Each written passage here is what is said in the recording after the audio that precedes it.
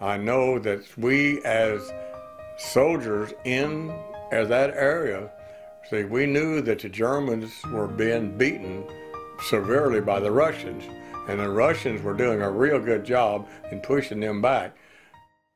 Although Hitler was essentially surrounded on all fronts, he refused to keep a defensive strategy. Rather, he continued to think offensively. And it was a very tough thing, and with the Battle of the Bulge, Hitler thought that he possibly could sneak through and defeat the English and the Americans. Hitler believed that the best defense is a strong offense. Firstly, he had decided that the focus of the war needed to be shifted to the west. Secondly, redeploy their troops. A considerable number of divisions from Scandinavia and Italy were to be withdrawn from their posts. Thirdly, since their navy was receiving much pressure, all members of the army, whether part of the replacement army or training units, were to become part of the combat divisions. And lastly, a total mobilization of all German resources. Every day we saw the Air Force high as 100 to 200 airplanes at a time going over to bomb Germany and coming back and going over every day. We actually thought that the enemy would be giving it up any time, because there's no way that they could take a physical pounding like they were from the Russians and also from our Air Force. Some of the American leaders were Dwight Eisenhower as the Supreme Allied Commander, with George S. Patton and Omar N. Bradley as generals. Some of the German leaders were the leader of the Third Reich, Adolf Hitler, and Walter Model and Erich Brandenberger as generals.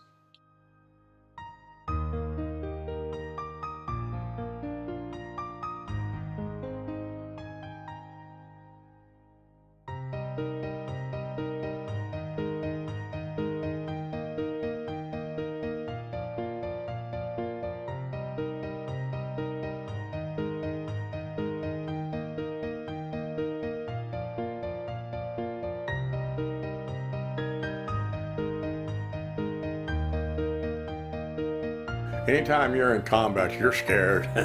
Don't let anybody kid you. If you weren't scared, you weren't there.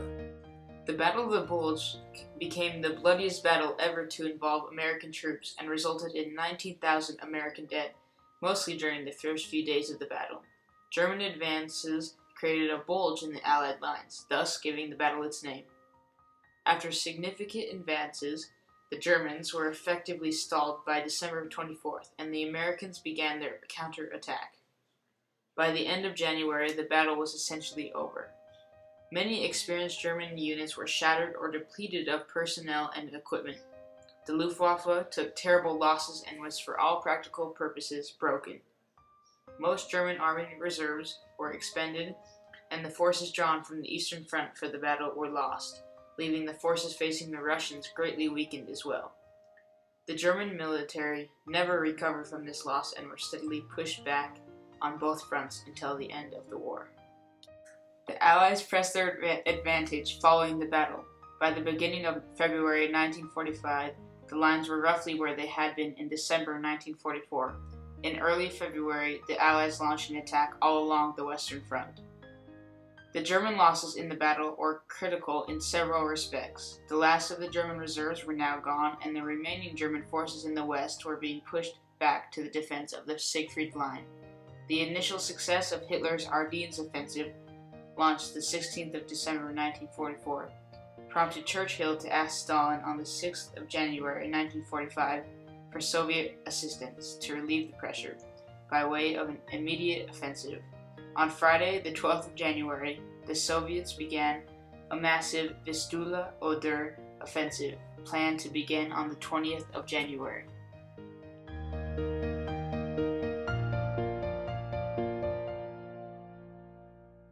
We have been told by a lot of people that this group of men that fought in World War II saved the world.